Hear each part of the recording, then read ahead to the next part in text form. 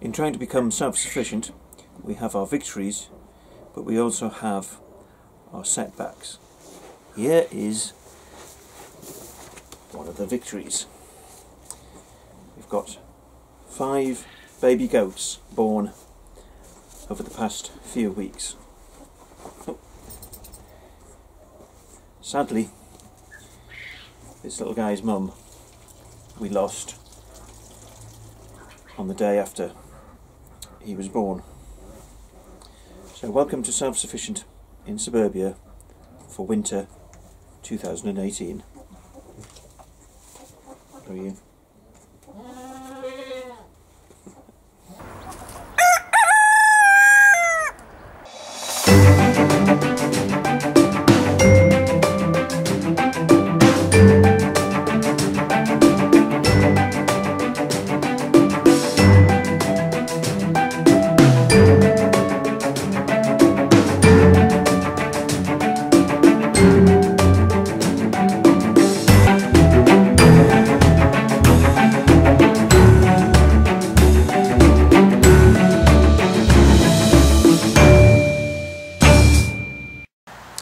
From the spring to the autumn, we chop branches off trees and hedges and feed them to the goats. Now these are deciduous trees, so the leaves are only around from spring through to the autumn. And on our far side allotment here, the hedge here is a hawthorn hedge, and last year we spent our time cutting it down to size. Now it's still quite a size now, but when we first started off it was absolutely enormously high, and if you have a look you can see one tree right in the middle there which is still left, still needs to be chopped down, but it gives you an idea of the height of the hedge here. It basically hadn't been touched for about 30 years and it got out of control, so when we took on this site recently we had to get the hedge under control. Now the thing is, it's out of leaf now, so we aren't chopping it back at the moment. This is part of the same hedge that we didn't manage to cut back last year, and as you can see it is very high, and in the spring and summer when this is in leaf we will be chopping this lot back, ready to feed to the goats.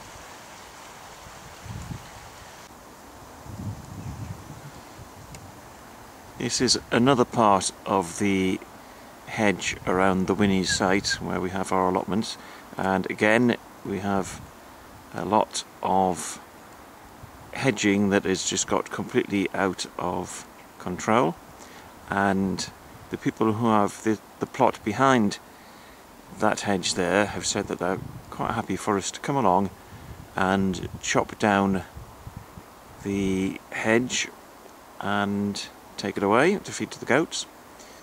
And over the next few weeks this lot will gradually be chopped back. Now, as you can see in this corner we've already chopped back some of the privet, and indeed there was quite a lot of it, so this took us a month to get through this lot, and it was all taken over to the other side of the Winnie's site to be fed to the goats. But the advantage for the allotment holder here is that he's now going to get a lot more light onto his allotment.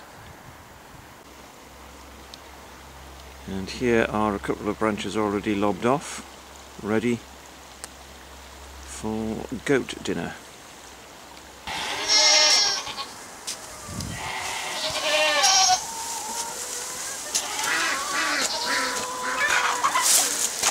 Well, today instead of giving the goats privet, we're giving them bamboo, which we've cut down from the corner of the community garden.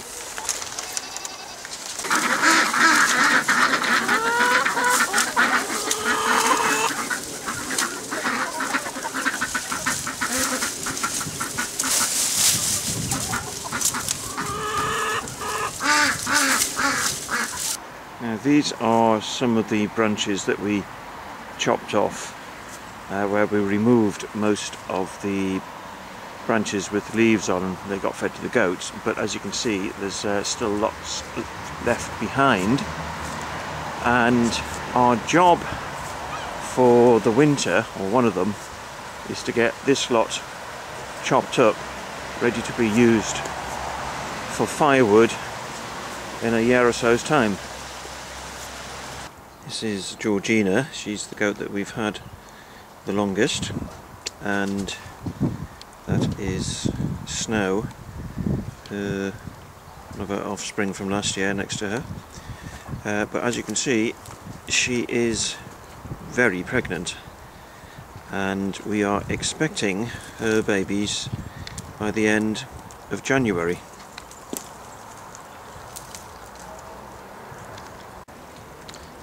This is Spot here, and she too is pregnant, but not as advanced as Georgina. Pinky there, we think may be pregnant, but if she is, it'll still be a while before she's ready. These are the branches from which the goats have eaten the leaves over the last 5 or so weeks. These are the bigger branches, the smaller ones have already been chopped up. So as you can see, they're getting through quite a fair whack of them.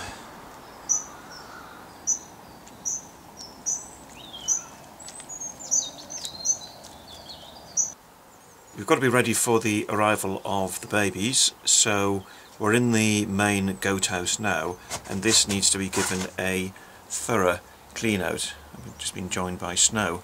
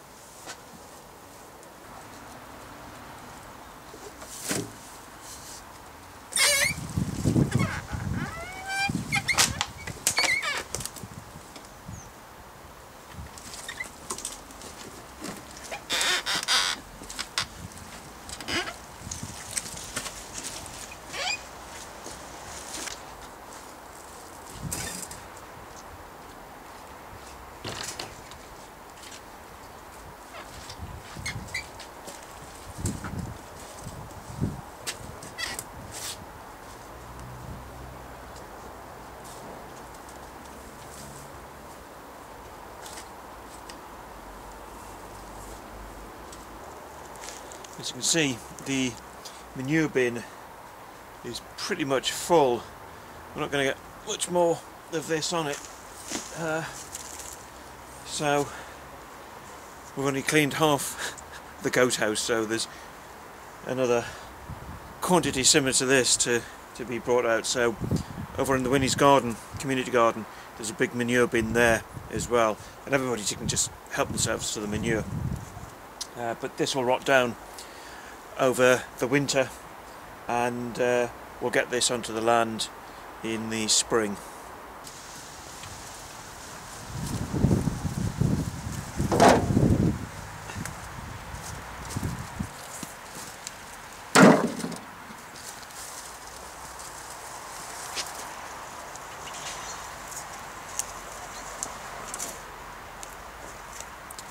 For over 3 years now, we have chopped the branches from the local hedges and trees, fed them to the goats. Goats will eat the leaves, the twigs, the bark, and what's left we've chopped up.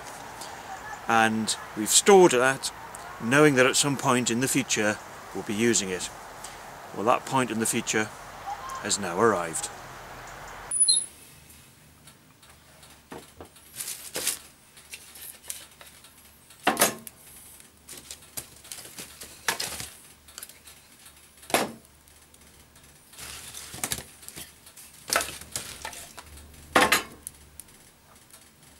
So after all these years of cutting back the branches and storing them, we're now using them on our new stove here.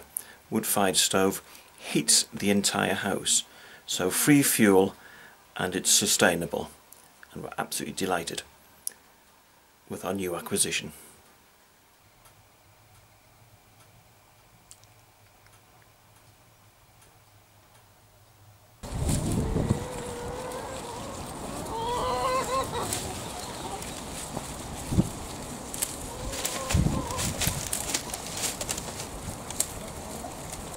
A couple of weeks ago, Georgina, who is our sort of boss nanny goat, had her babies. We came over here at just past 8 in the morning to do the feed, and there was Georgina in labour, and it was quite clear she was about to pop at any point, so out popped 3 babies. Now the third one was a bit of an unexpected one, and that one was half the size of the other 2, and we ended up nicknaming him Tiny Tim, and sadly he didn't survive more than 3 days, so we were back down to 2, but frankly I don't think the goats coped too well with more than 2 babies anyway, and it was quite clear that Georgina was rejecting the little one, the Tiny Tim. She kept pushing him away, and it's a bit of a brutal world, but it's quite natural for them to do that. She'll want to concentrate on the 2 healthy ones. So we have 1 boy and 1 girl from Georgina. The kids have just got to that point where they're starting to try and chew up various bits of food, and I got one actually down here who's trying to chew my trousers. But after about a week they do actually start trying to eat, but they're not getting very far at the moment, but they are going through the motions of trying to chop their way through bits of greenery.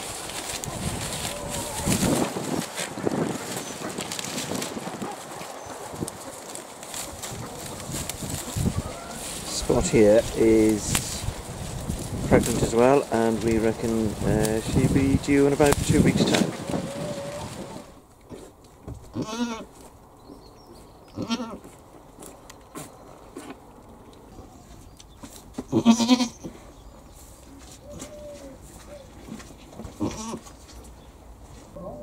Here's Daddy.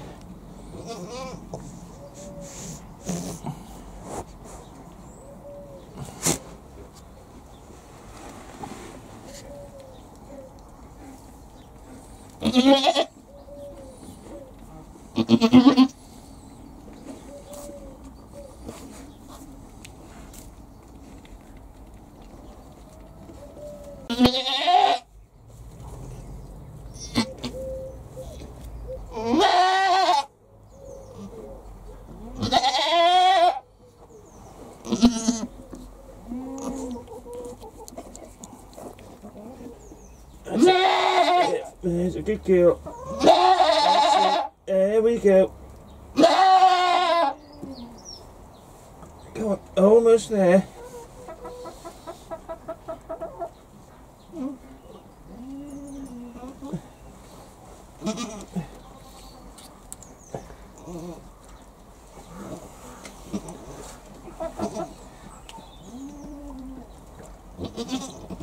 There's a good girl. Who's a clever girl? There you go, come on. Let's get his face cleaned. There we go, look at that. Come on, come on, there we go. This black and white one seems quite lively.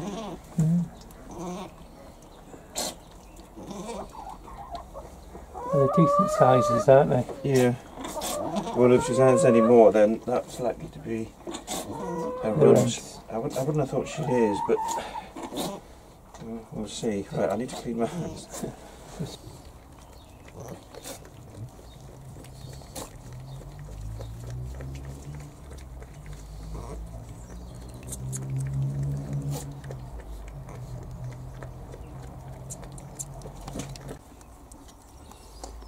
black and white one is a girl. We haven't checked the white one yet. Give that a few minutes.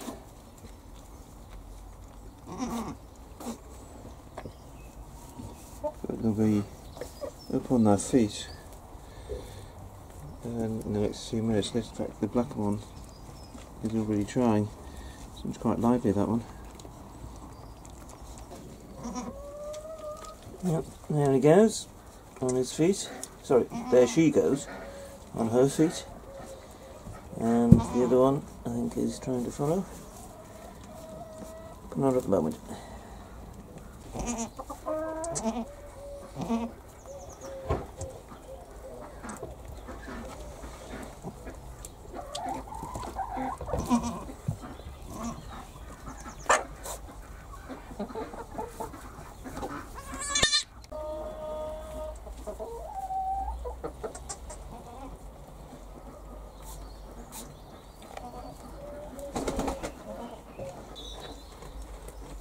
Well, it's now been an hour since Spot gave birth, and as you can see, the two kids are truly up and about, and pleased to see that Spot is eating.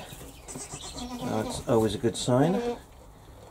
And this one here is Sunny, who was born last year to Spot, but we ended up deciding to keep him.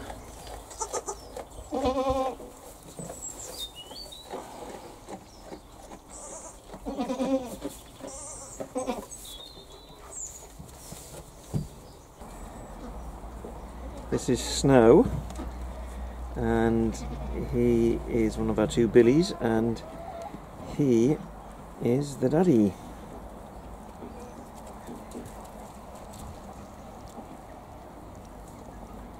We have one milking goat. It's a golden Guernsey, and she's called Pinky.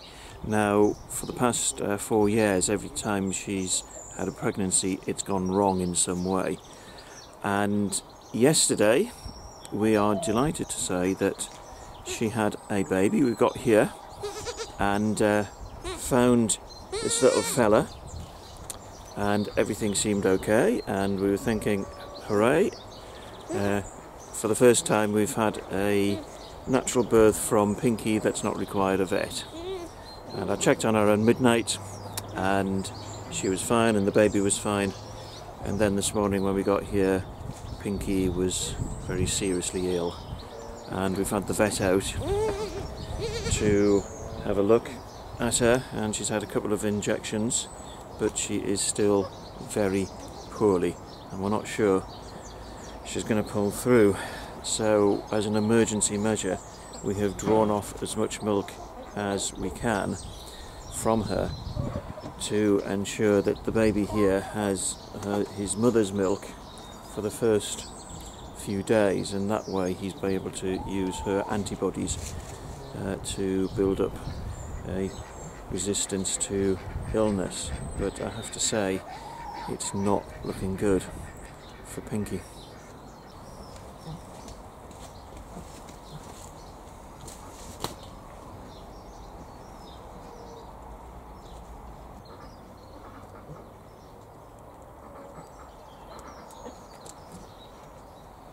What we're doing is building a shelter around her, because she normally uses a little shed, but it's too small for her at the moment, and obviously trying to keep her warm as well. This is, after all, the middle of February. We did manage to create a shelter around Pinky, but we decided it wasn't really any use, so we managed to roll her onto a makeshift stretcher, which is this gate, and move her here to one of the goat shelters where she is resting at the moment, and that's her baby in the corner there. But as I say, I'm sorry to say this, but I'm very worried, and I'm not sure she's going to be able to pull through.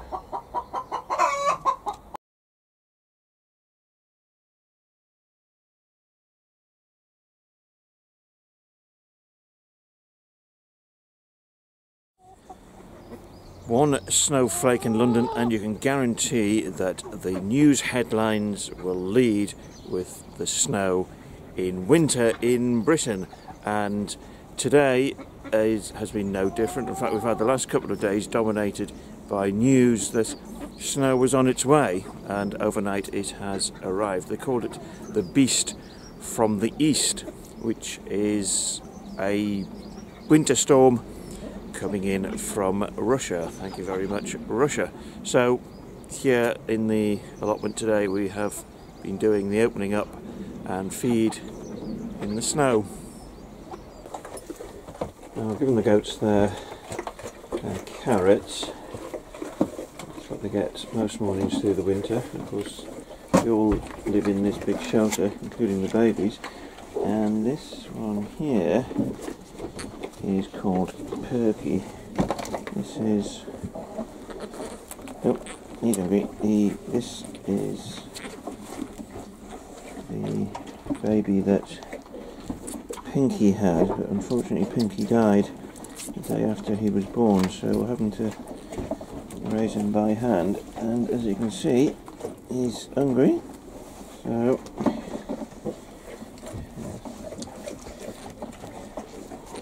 there we go.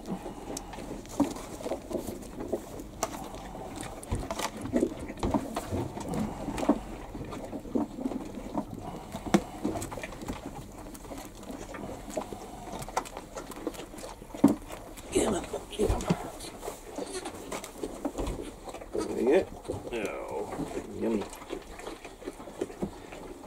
He's got a really good appetite, which is a good sign, and because we were able to draw the milk off Pinky in the first 2 days before she died, then we were able to feed him on his proper mother's milk, which is really important for those first 2 days, because that's when he gets his antibodies and able to fight illnesses.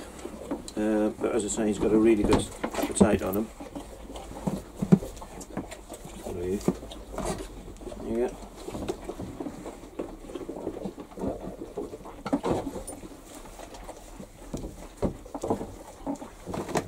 He treats me like his mummy as well, and he loves his cuddles.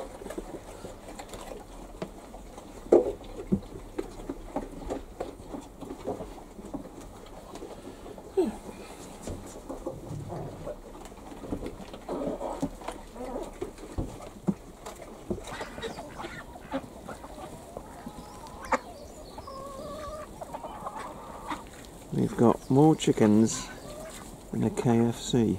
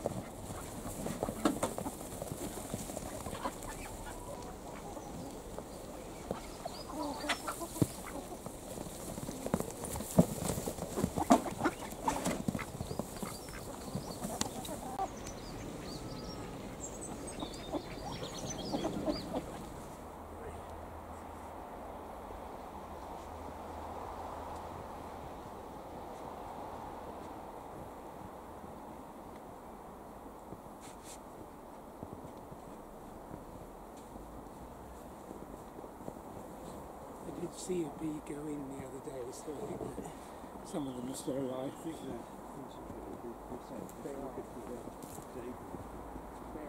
because it's only 4 high.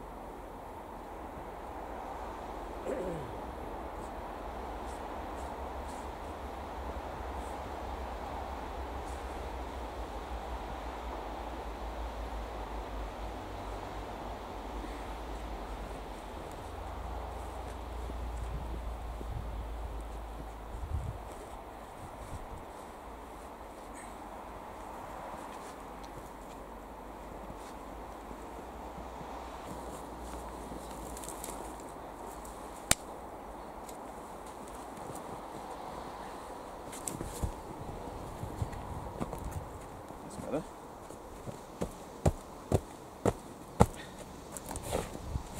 Well, let's put that on it and see where we go.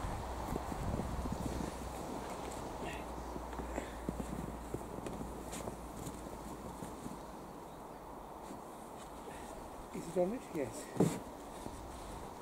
The whole point of that exercise was to move this hive from outside this fenced area. It had been on the bottom of that embankment there. And what happened was last year the Winnies asked us to put a hive onto the community garden here, but that was before this section was built. So they've now put the fence in, and of course we've had to move the fence, move the hive into the fenced area. So we've chosen a time when we know the bees aren't going to be out and about, so perfect weather, right in the middle of the snow.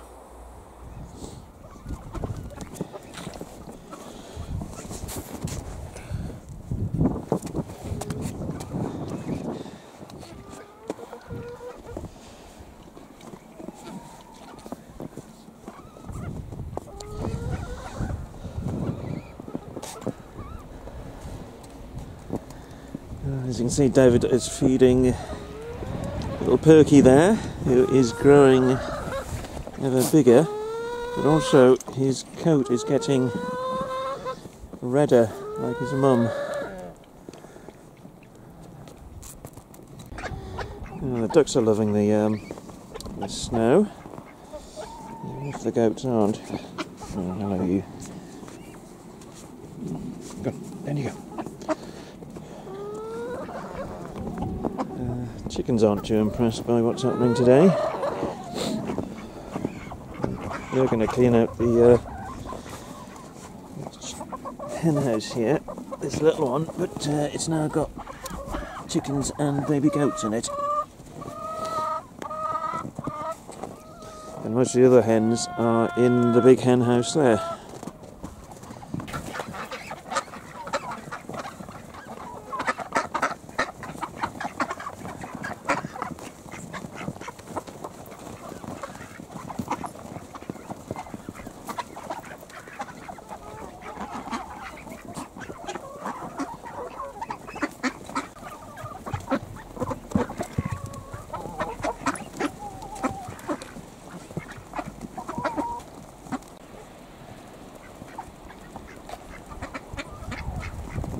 Well, it's absolutely freezing here on the allotment, and it's the beast from the east which is still here with us, and we've had a load of snow overnight as well to add to what we had yesterday, and we're now sort of trying to cope with this. Hardly anybody's gone to work today because the roads all seem to be blocked up, but I'm going to take the Land Rover to the Freeman Hospital this afternoon to go and visit Richard.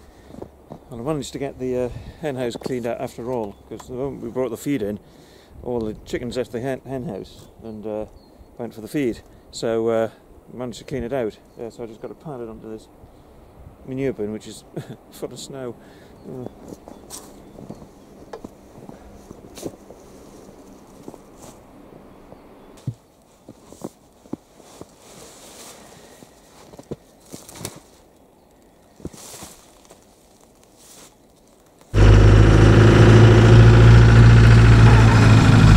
We're in the Land Rover at the moment, and we've got little Perky with us, and we're off to the vets.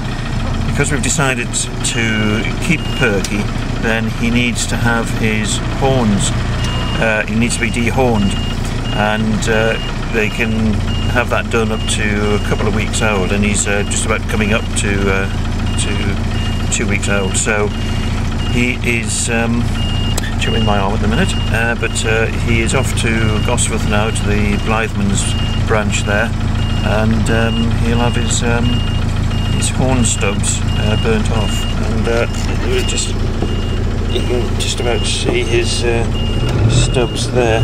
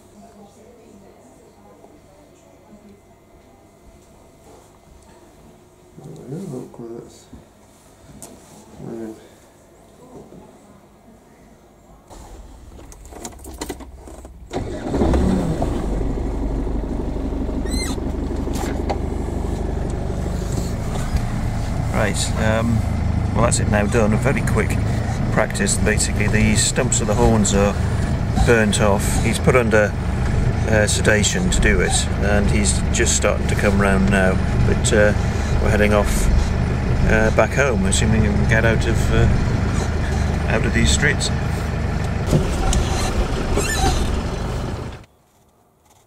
Well, he's back home now, in the house where we'll keep him for an hour. He's very wobbly, but he's okay. He's getting up. Oh, come on, away from the fire. And yeah, because we will take him back after he's revived properly and had a feed.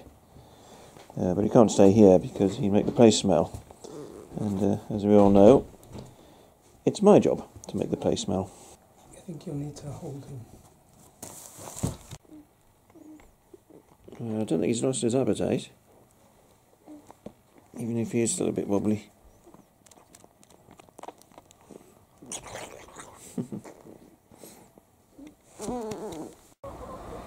The winter storm we had last week is now over, and as you can see, the snow has now all gone, and it is now warm enough for the bees to be coming out.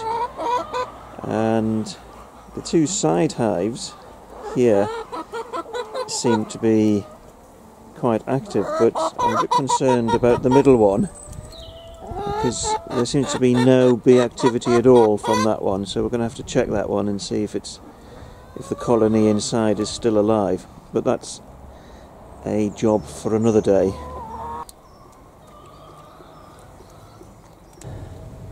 This is our swarm hive that we moved in the snow last week.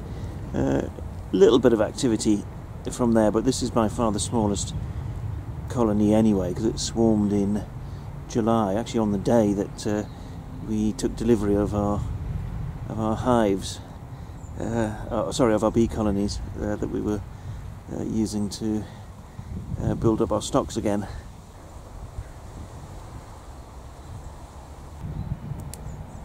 And our other two hives here on our far side plot, a little bit of activity from them. I'm feeling the temperature going down a bit, so it's hardly surprising that they're not going to be too active at the moment, but certainly there's activity from 5 of the 6 hives, so hopefully the 6th one has pulled through the winter as well, but we'll check that shortly.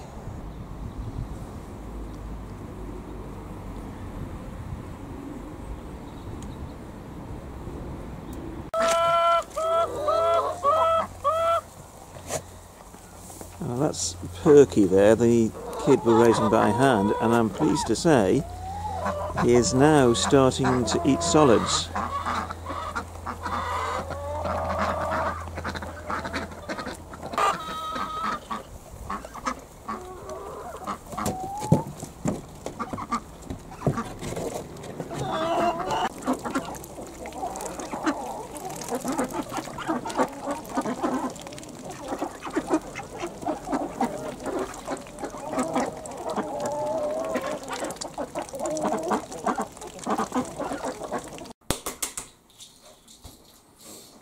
There's a bit of a skill to shelling a quail egg. I've got loads of these quail eggs left from last year, and we need to get them used up or else they won't last much longer. Although it's fair to say that quail eggs do actually last an awful long time, and very soon the quail will start laying again because spring is approaching. We've got one week left of winter, and then we'll be into spring. So these eggs we're going to be making into a salad, a quail egg and potato salad, and we're going to be using some of our pink fir apple potatoes, which are a really good salad potato. And that is for lunch today. And one bit of good news that we have is that my friend Richard, who has been in and out of hospital for the past few months and is now moving in here to live with us so that we can care for him. Well, he came out of hospital last night after his heart operation, and hopefully now is the start of a good recovery. Anyway, thank you very much for joining us in this winter edition of Self-Sufficient in Suburbia. Watch out for the next edition when we'll be looking at what we'll be doing in early spring.